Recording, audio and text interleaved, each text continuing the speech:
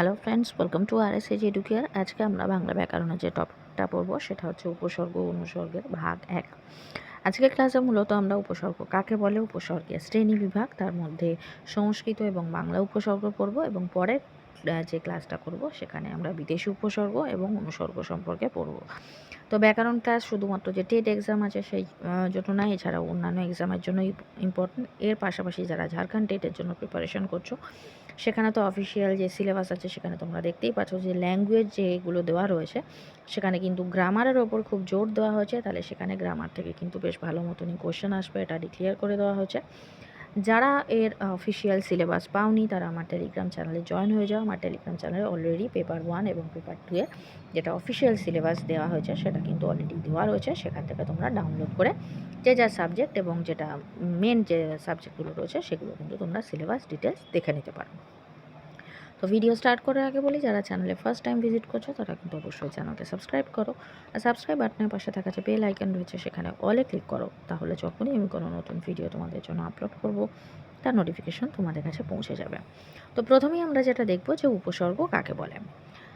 যে ধরনের অব্যয় বা অব্যয়ের স্থানীয় যে ধ্বনি বা ধ্বনিগুচ্ছ যারা স্বাধীন পদ হিসেবে বাক্যে ব্যবহৃত হতে পারে না, অর্থাৎ তারা একা কোনোভাবে ব্যবহৃত পারে না, কোনো শব্দ বা ধ্বনি বা শব্দগুচ্ছের সঙ্গে বা শব্দের আগে বসে বা শব্দের সেক্ষেত্রে আগে বসে শব্দের কিছু পরিবর্তন ঘটিয়ে একটা নতুন শব্দ তৈরি করে, তাকেই কিন্তু বলে উপসর্গ। এক্ষেত্রে বলে রাখি, উপসর্গ কিন্তু কখনোই শব্দের পরে বসে না, সবসময় কিন্তু শব্দের আগে বসে এবং তার আলাদাভাবে তার কোনো অর্থ হয় না, কিন্তু কোনো শব্দ বা ধ্বনির আগে যদি বসে একটা নতুন ধরনের শব্দ তৈরি করে, সেই জন্য একে বলা হচ্ছে উপসর্গ। এই উপসর্গ বাংলায় যে ভাষায় যে ব্যবহার রয়েছে সেই অনুযায়ী উপসর্গকে প্রধানত 3টে ভাগে ভাগ করা যায়। প্রথম হচ্ছে সংস্কৃত উপসর্গ, দ্বিতীয় হচ্ছে বাংলা উপসর্গ এবং তৃতীয় হচ্ছে বিদেশি উপসর্গ। সংস্কৃত উপসর্গের মধ্যে কি কি রয়েছে? প্র, পরা, অপসম, নি, অব, অনু, নির, দূর, বি, অধি, সু, উদ, পরি, প্রতি, অভি, অতি, অপি, উপ, আ। এই কটা রয়েছে। বাংলার মধ্যে কি আছে? অ, আ, অনা, কুকু, নি, নির, না, সু, বি, ভর, হা, ভরা, পাতি, স, অন, ন, নাই, তুর, তে। এই প্রত্যেকটা উপসর্গের কিভাবে কোথায় কিভাবে ব্যবহার হচ্ছে সেগুলোই কিন্তু আজকের ক্লাসে আমরা দেখব। বিদেশি শব্দের মধ্যে যেগুলো রয়েছে পর, ফি, বে, বদ, হর, দম, নিম, ফুল, হাফ, হেড, সব, মিনি, আম, কার, হাঁস। সংস্কৃত যেগুলো বলা আছে যে সংস্কৃত শব্দ থেকে ডাইরেক্ট এই অসংস্কৃত অব্যয় থেকে এগুলো নেওয়া হয়েছে। বাংলায় যেগুলো বাংলা অব্যয় সংস্কৃত অব্যয় থেকে নিয়েও যেগুলো বাংলা ভাষায় প্রায় জায়গাতেই ব্যবহার করা হচ্ছে। বাংলা উপসর্গ থেকে নিয়ে যেগুলো বাংলাতে ব্যবহার করা হচ্ছে। আর বিভিন্ন বিদেশি যে অব্যয়স্থানীয় যে পদগুলো রয়েছে বিভিন্ন জায়গা থেকে নেওয়া হয়েছে এবং নিয়ে সেগুলো কিন্তু বাংলা ভাষার ক্ষেত্রে ব্যবহার করা হচ্ছে, সেগুলো কিন্তু এই উপসর্গগুলো রয়েছে। তো প্রথমেই আমরা যেটা দেখব সেটা হচ্ছে সংস্কৃত যে উপসর্গ, সেটা নিয়ে কিন্তু আমরা দেখব। সরি, এটা সংস্কৃতি হয়ে গিয়েছে, এটা সংস্কৃতি হবে না, এটা সংস্কৃত হবে। তা প্র দিয়ে কি হচ্ছে? প্রগতি, এখানে দুটো করে আমি দিয়েছি, এছাড়া আরও অনেক আছে, যেমন ধরো প্রগতি আছে, প্রশংসা আছে, প্রচণ্ড আছে, প্রকট আছে, প্রবেশিকা আছে, প্রভাস আছে, প্রজন্ম আছে, প্রক্ষেপ আছে, প্রতারণা আছে, প্রচুর। অর্থাৎ প্র দিয়ে যা যা শব্দ বাংলায় হয় সবই কিন্তু তাহলে উপসর্গ হিসেবে প্র উপসর্গা দিয়ে ব্যবহার করা হচ্ছে। নেক্সট হচ্ছে কি পরা, পরাক্রম, পরাক্রান্ত, পরামর্শ, পরাজয়, পরাবৃত্ত, এইসবই হচ্ছে পরা উপসর্গ দিয়ে করা হচ্ছে। অপর ক্ষেত্রে কী আছে? অপকার, অপমান, অপবাদ, অপচয়, অপকর্ম, অপভাষা, অপসারণ, অপহরণ, অপভাষা, অপব্যবহার, এইসবই কিন্তু উপসর্গ ব্যবহার করে বাংলা ভাষায় ব্যবহার করা হয়। নেক্সট হচ্ছে কি সমাদার, সম্প্রদান, সম্মান, সংকীর্তন, সমাহার, সংকলন, সংহিতা, সম্মুখ, সমক্ষে, সম্পর্ক, সমাবর্তন, সবই কিন্তু উপসর্গ ব্যবহার করে করা হচ্ছে। নি দিয়ে কি হচ্ছে? নিদারুণ, নিদান, নিবিড়, নিবিষ্ট, নিবারণ, নিকৃষ্ট, নিবেশ ইত্যাদি। অব দিয়ে কী হচ্ছে? অবমাননা, অবরোহণ, অবজ্ঞা, অবগাহন, অবতারণ, অবনমন, অবরোধ, অবস্থান, অবসন্ন, অবসর, অবসাদ ইত্যাদি কিন্তু অব উপসর্গ ব্যবহার করে হচ্ছে।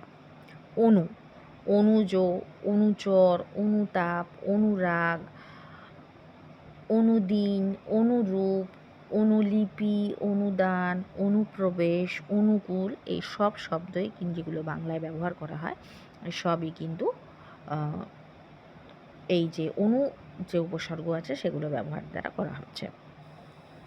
নির, নির দিয়ে কি হচ্ছে? নির্দোষ, নির্ধন, নির্বংশ, নিরক্ষর, নীরব, নির্লোভ, নির্গমন, নিঃসরণ, নির্ণয়, নিরীক্ষণ, নির্ধারণ এই সবই কিন্তু নির উপসর্গ ব্যবহার করে করা হচ্ছে। নেক্সট কি? দূর, দুর্বল, দুর্ভিক্ষ, দুষ্প্রাপ্য, দুর্নাম, দুশ্চরিত্র, দুষ্প্রবৃত্তি, দুরাচার, দুরাশয়, দুর্গম, দুষ্কর, দুর্জয়, এরকম প্রচুর যে শব্দগুলো রয়েছে সেগুলো কিন্তু এই দূর উপসর্গ ব্যবহার করে তৈরি হয়েছে। বি দিয়ে কি? বিপক্ষ, বিকৃতি, বিবাদ, বিয়োগ, বিক্রয়, বিরাগ, বিধর্মী, বিখ্যাত, বিজ্ঞান, বিকাশ, বিতৃষ্ণা, বিবর্ণ, বিবস্ত্র এই সবই কিন্তু এই বি উপসর্গ ব্যবহার করে করা হয়েছে। অধি উপসর্গ ব্যবহার করে কীরকম হয়? অধিরোহণ, অধিপতি, অধিনায়ক, অধিরাজ, অধিকার, অধিগ্রহণ ইত্যাদি।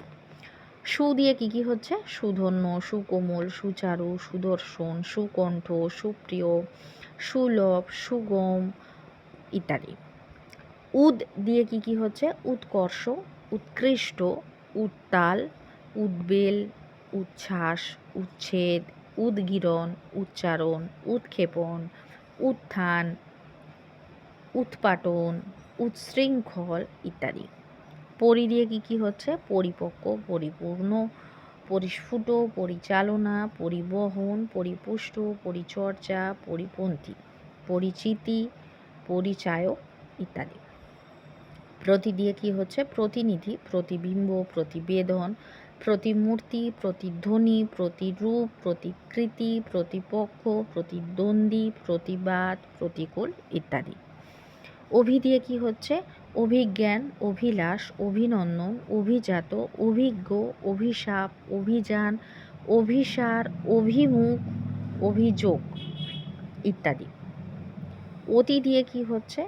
অতিশয়, অতিভক্তি, অতিবৃষ্টি, অত্যুক্তি, অতিরঞ্জন, অতিপ্রাকৃত, অতিলৌকিক ইত্যাদি। অপি দিয়ে কী হচ্ছে? অপিনিহিতি, অপিচ, অপিধান। তবে এই অপিচ, অপিধান এগুলো বাংলায় এই শব্দের ব্যবহার কিন্তু প্রায় নেই বললেই চলে, বা ব্যবহার থাকলেও খুব কম। এরমভাবেও কোশ্চেন আসতে পারে যে নিম্নলিখিত যে উপসর্গ, সংস্কৃত উপসর্গগুলি আছে তার মধ্যে সবথেকে কম ব্যবহার কোন উপসর্গের? বলে 4টে অপশান দিয়ে দিল, তার মধ্যে ওপি দিয়ে দিল, তাহলে উত্তর হবে কিন্তু ওপি। এরকমভাবে ঘুরিয়েও কিন্তু ডাইরেক্ট না দিয়ে এরকমভাবে ঘুরেও দিতে পারে, বা কোনো সেন্টেন্স দিয়ে সেখানে যে উপসর্গ আছে সেটাকে আন্ডারলাইন করে দিয়ে বলে দিল যে এক্ষেত্রে কোন উপসর্গ ব্যবহার করা হয়েছে। এখন আমি এগুলো এমনি করাচ্ছি, এরপরে কিন্তু যখন একদম কাছাকাছি এক্সাম চলে আসবে তখন কিন্তু এই যে এমসিকিউ হয় বা কীরকম প্যাটার্নের কোশ্চেনগুলো আসে সেগুলো কিন্তু তোমাদের জন্য প্র্যাকটিস করাবো। নেক্সট হচ্ছে কি? উপকূল, উপকণ্ঠ, উপনীত, উপনয়ন, উপদেবতা, উপভোগ, উপকার, উপহার, উপসাগর, উপদ্বীপ, উপগ্রহ।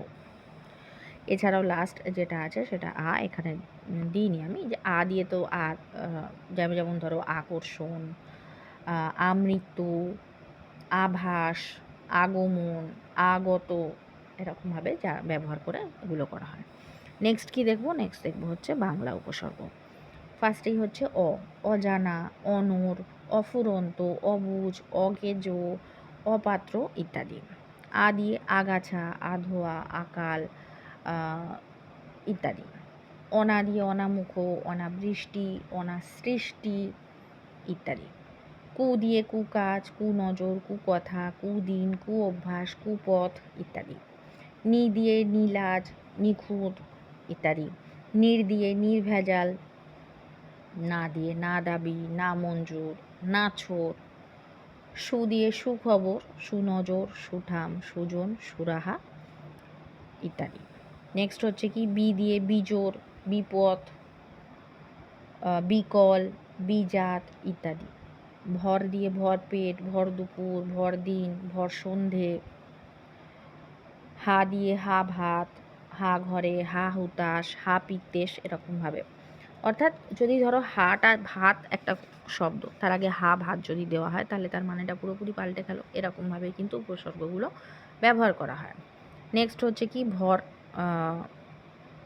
ভরা, ভরা নদী, ভরা ডুবি, পাতি, পাতিহাঁস, পাতিকাক, পাতিলেবু, পাতকুয়া, এরকমভাবে কিন্তু বলা হয়।